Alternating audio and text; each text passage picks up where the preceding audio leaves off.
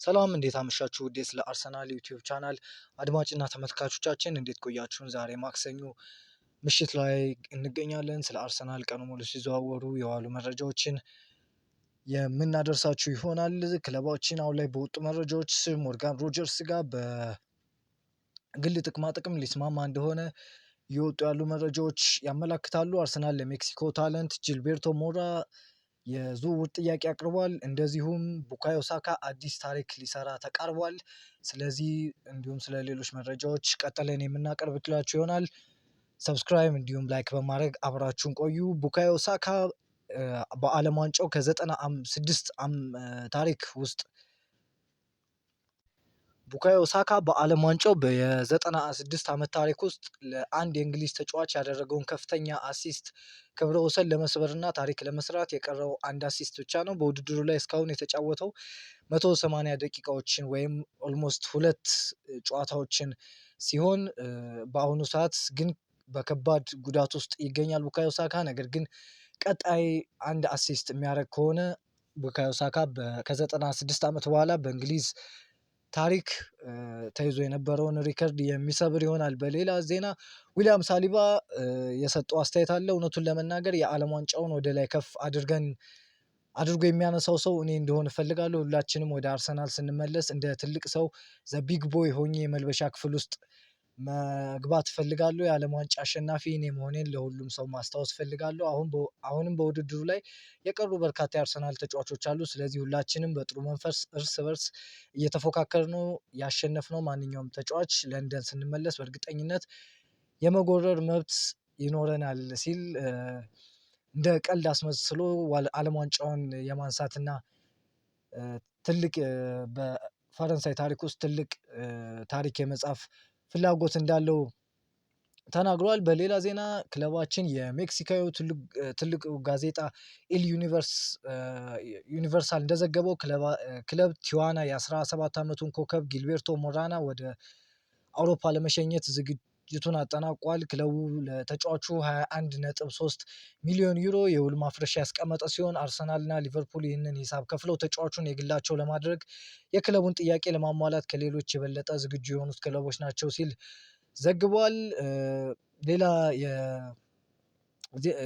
ሌላ ዜና እንደተዘገበው ከሆነ ደግሞ አርሰናል በዚህ ክረምት ጊልቤርቶ ሞራን ለማስፈረም 18.5 የሚያወጣ የዝውውር ጥያቄ አቅርቧል። ተጫዋቹ ወኪል ራፋኤል ፒሜንታ ሞራ በሚቀጥለው የውድድር ዘመን ከሜክሲኮ ውጭ እንደሚጫወት አረጋግጧል ሲሉ አንዳንድ ዜናዎች እየዘገቡ ይገኛሉ። ይህ ዝውውር አርሰናል ካለፉት ቀናት ጀምሮ ከክለባችን ጋር ሲያያዙ የነበሩ ተጫዋቾች ናቸው። በሜክሲኮ በዓለም ዋንጫው ብትባረርም ነገር ግን ድንቅ እንቅስቃሴ ካሳዩት ወጣት ተጫዋቾች መካከል አንዱ ጊልቤርቶ ሞራ በብዙ ክለቦች እንደሚፈለግ እንዲሁም ክለባችን 18.5 ሚሊዮን ፓውንድ የሚያወጣ የዝውውር ጥያቄ እንዳቀረበ ምንጮች ይዘግባሉ። ነገር ግን ታማኝነታቸው ይሄን ያክል የሚባልም አይደለም።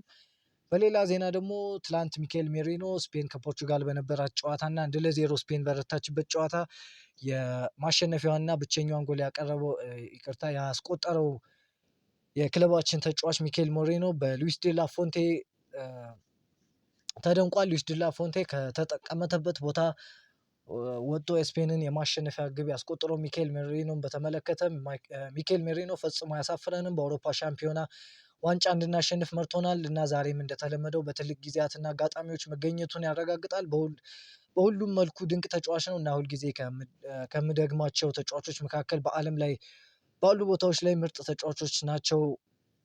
በሌላ ብሔራዊ ቡድን ውስጥ እንደ ጀማሪ ተጫዋቾች ሆኖ መጫወት የሚችሉ ተጫዋቾች በተጠባባቂ ወንበር ላይ በማግኘታችን በጣም እድለኞች ነን እና ከሁሉም በላይ ደግሞ በጨዋታዎችና በዕለታዊ ስልጠናዎቻችን ላይ የሚያሳዩት ቁርጠኝነትና አርአያነት ያለው ባህሪ በዚህ ደረጃ የተጫዋቾች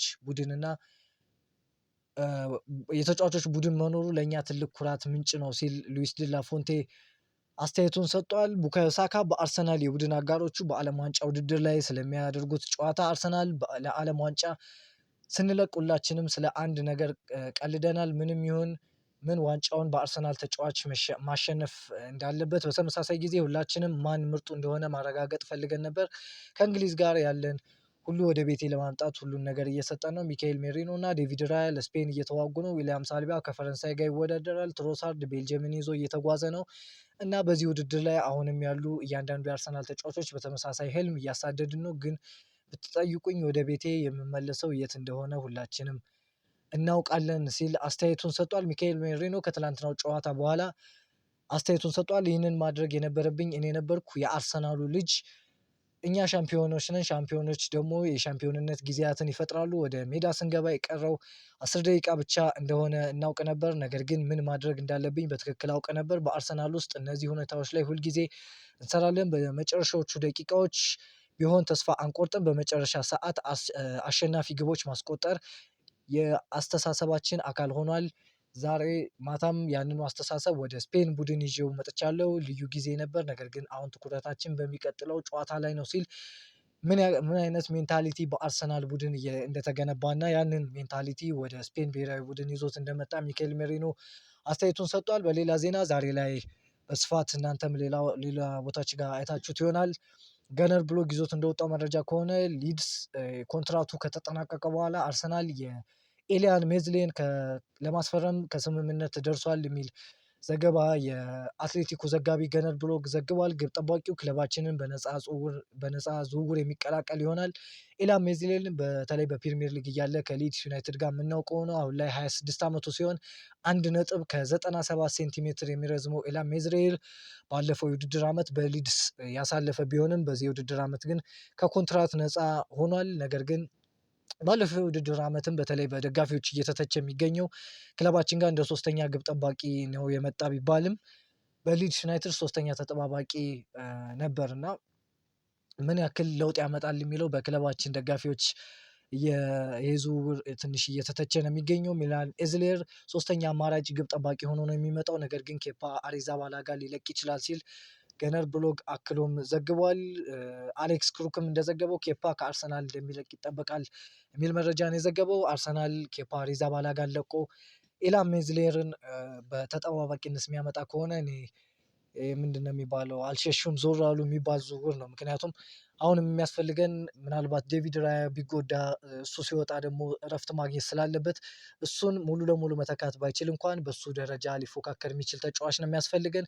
ያን ሶመር የኢንተር ሚላኑ ያን ሶመር አንዱ ተጫዋች ነው ብዬ አስባለሁ። ነገር ግን ኬፓ አሪዛባላጋ አምና በሊግ ካፕ ፍጻሜ ከማንቸስተር ሲቲ በነበረን 2-0 ስንሸነፍ የነበረውን ስህተት ከዛ በኋላ ደግሞ በሌሎችም ጌሞች በኤፍኤ ካፕ የሰራውን ስህተት የምናስታውስ ነው እና ኤሊያን ሜዝሌር በኬፓ አሪዛባላጋ ቦታ እንደ ሁለተኛ ተጫዋች እንዲሁም ተጠባባቂው ነው የሚመጣ ከሆነ ለአርሰናል ትልቅ ለውጥ ያመጣል ብዬ አላስብም። ኪሳራ ነው ብዬ ነው የማስበው። ነገር ግን ገነር ብሎግ ዘገባ ከሆነ ክለባችን ከኤሊያን ሜዝሌር ጋር ስምምነት ላይ ደርሷል የሚል መረጃ ይዞ ወጥቷል። ዛሬ ጠዋት በወጣ መረጃ ደግሞ ኒውካስትል ከአያክስ ጋር የ18 ዓመቱን ኮከብ ተጫዋች ሾን ስቱርትን በ23 ሚሊዮን ፓውንድ እንዲሁም በተጨማሪ 3 ሚሊዮን ፓውንድ ጉርሻዎች ጨምሮ ለማዘዋወር ተስማምቷል። ተጫዋቹ በቀጣይ ቀናት የሕክምና ምርመራ እንደሚያደርግ ይጠበቃል። ከዚህም ሌላ ዘ አትሌቲክ እንደዘገበው ኒውካስትል ዩናይትድ በዓለም ዋንጫው ድንቅ ብቃት እያሳየ የሚገኘውን ስዊዘርላንዳዊው አማካኝ ጆሃን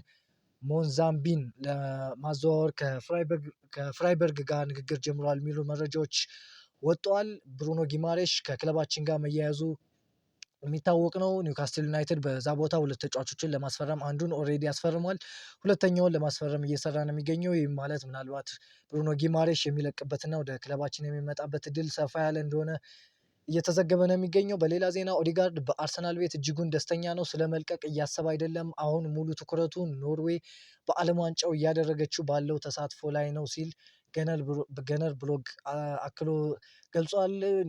ማርቲን ኦዲጋርድ በተለይ በጋላታሳራይ ይፈለጋል፣ በጋላታሳራይ ለመፈረም ተቃርቧል የሚሉ መረጃዎች እየወጡ ነበረ። ነገር ግን ዛሬ ላይ በአትሌቲክ እንደተዘገበው ከሆነ ያ የዝውውር ጭምጭምታ ስህተትና ውሸት እንደሆነ ገልጾታል ማለት ነው። በሌላ ዜና ደግሞ ኤቨርተን በዚህ ክረምት የቀኝ ተከላካይ መስመሩን ለማጠናከር አማራጮች ሲያነሱ የአርሰናሉ ተከላካይ ቤን ዋይት ላይ ፍላጎት አላቸው ሲል ዘ አትሌቲክ ዘግቧል። ቤን ዋይት በዚህ የዝውውር መስኮት የመውጣት እድሉ ሰፋ ያለ እንደሆነ እየተዘገበ ይገኛል። ከጉዳቱ አገግሞ አሁን ወደ ግል ልምምድ ባለፉት ሳምንታት መመለሱ ይታወሳል። ነገር ግን አሁን ላይ በኤቨርተን እንዲሁም በሌሎች ክለቦች እየተፈለገ ይገኛል። በዚህም ቦታ ክለባችን ተጫዋች እንደሚፈልግ ይታወቃል። ትላንት ኤዝሪ ኮንሳን እንደሚፈልግ ዘግበንላችሁ ነበር። ግራይም ቤሊ ትላንት ይዞት እንደወጣው መረጃም አርሰናል በዚህ ክረምት የዌስትሃሙን ተከላካይ አሮን ዋሚ ቢሳካ ለማስፈረም እያሰበ ነው ሲል ዘግቧል። ዛሬ ላይም በቲምቶክ ተጠናክሮ እንደወጣው መረጃ እንደ ዋይት የአርሰናል ቆይታ ታይቶ አርሰናል ፊቱን ወደ ዌስትሃሙ ዋሚ ቢሳካ ያዞራል ሲል ቲምቶክ ዘግቧል። ይሄ ዝውውር እኔ እርግጠኛ አይደለሁም ስለዚህ ዝውውር። በተለይ በቀድሞ የአርሰናል ደጋፊ መሆኑ ይታወቃል። በማንቸስተር ዩናይትድ ቤት ጥሩ የውድድር ዓመታትን አላሳለፈም። አሁን ላይም በዌስትሃም ቤት የሚገኘው ዋሚ ቢሳካ በአርሰናል ይፈልጋል የሚሉ መረጃዎች ወጥተዋል። እንደኔ ግን ክለባችን የሚፈልገው በቀኝ መስመር ተከላካይ እንዲሁም በሳሊባ ባካፕ የሚሆን ሁለቱም ቦታ መጫወት የሚችል ተጫዋች ነው። በዚህ ቦታም መጫወት የሚችለው ኤዝሪ ኮንሳ ነው ብዬ አስባለሁ። የአስቶን ቪላው እና የእንግሊዙ ተጫዋች ኤዝሪ ኮንሳ አስቶን ቪላ ከ50 እስከ 60 ሚሊዮን ፓውንድ አካባቢ ይገምተዋል። አርሰናል ደግሞ በ35 ሚሊዮን ፓውንድ አስፈርመዋለሁ ብሎ እያሰበ ነው የሚገኘው። ዋጋው ያ ነው ብሎ እያሰበ ነው የሚገኘው አርሰናል። በዚህ ዝውውር ምን ያክል አርሰናል ይገፋበታል የሚሉት ጥያቄ ናቸው። ነገር ግን ቤን ዋይት የሚወጣ ከሆነ አርሰናል በዛ ቦታ ተጫዋች ማስፈረሙ የማይቀር ነው። ትላንት እንደወጡ መረጃዎች አርሰናል በ5 ቦታዎች ላይ ተጫዋቾችን ማስፈረም ይፈልጋል። በግራ ክንፍ፣ በጨራሽ አጥቂ፣ በ8 ቁጥር ቦታ፣ በበረኛና እንዲሁም በቀይ መስመር ተከላካይ ቦታ ነው።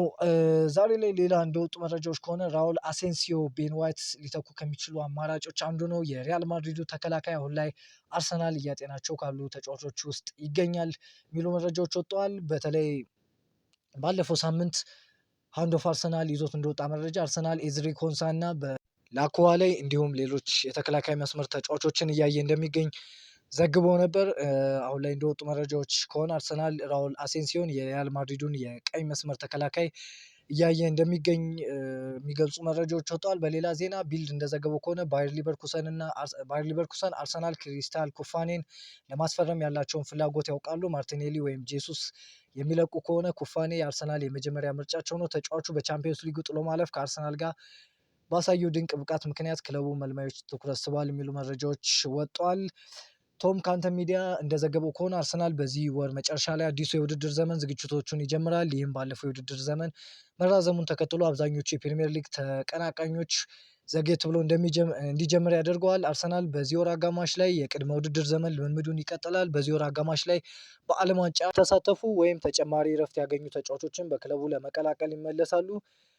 ማይልስ ሉዊስ ስኬሊ፣ ሞስኩዌራ፣ ኬፓ፣ ሪካርዶ ካላፊዮሪ፣ ኤታን ዋኔሪ እንዲሁም ማክስ ዶማን ጋር በመሆን 5 የወዳጅነት ጨዋታዎችን ያካተተው ኦፊሻላዊ የቅድመ ውድድር ዘመን ፕሮግራም ከመጀመሩ በፊት ወደ ሶባህ ሪያሊቲ ማሰልጠኛ ማዕከል በመመለስ ስብስቡን ይቀላቀላሉ ተብሎ ይጠበቃል። ከዓለም ዋንጫ ለሚመለሱ ተጫዋቾች የክረምት ዝግጅት ጊዜ በጣም ያነሰ ይሆናል። እናም ሁሉም ተጫዋቾች ወደ ክለቦቻቸው ከመመላሳቸው በፊት ቢያንስ ለ3 ሳምንት እረፍት ማግኘት ይጠበቅባቸዋል። ክለቡ ይህንን እረፍት ሊሰጣቸው ማቀዱን ተዘግቧል ሲል ዘግቧል። ሊያንድሮ ትሮሳርድ ፉቶ ማክ እንደዘገበው ከሆነ ሊያንድሮ ትሮሳርድ በየሳምንት 146,000 ፓውንድ የሚያስገኝለትን ተጨማሪ ቦነሶች ለማግኘት በመስማማት ከቱርክ ክለብ ቤሺክታሽ ጋር በግል ጥቅማ ጥቅሞች ዙሪያ ከስምምነት መድረሱን ዘግቧል። ትሮሳርድ ከዓለም ዋንጫው በኋላ የሕክምና ምርመራ ለማድረግ እና የ3+1 የውድድር ዓመትን ኮንትራት ለመፈረም ወደ ኢስታንቡል ያመራል ተብሎ ይጠበቃል የሚል መረጃ